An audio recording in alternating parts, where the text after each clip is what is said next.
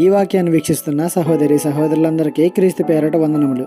ఈరోజు వాక్యం ద్వారా దేవుడు మనతో చెబుతున్న మాట, నీతి ఆయనకు ముందు నడుచును, ఆయన అడుగుజాడల్లో అది నడుచును. కీర్తనల గ్రంథము 85:13.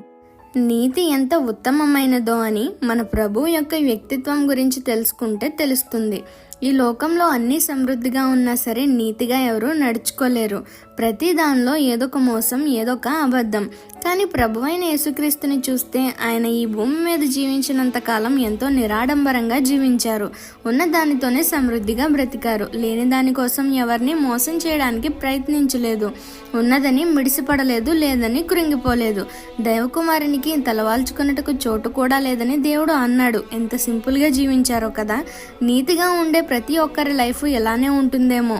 ప్రభు జీవితాన్ని మాదిరిగా తీసుకుని బ్రతకడం మొదలు పెడితే నీతి నీకు ముందుగా నడుస్తుంది. నీ అడుగు జాడలలో అది ఉంటుంది. మరి మీరు సిద్ధమేనా? ఈ చిన్న సువార్త పరిచర్యలో మీ సహోదరులు. God bless you. ఆమెన్.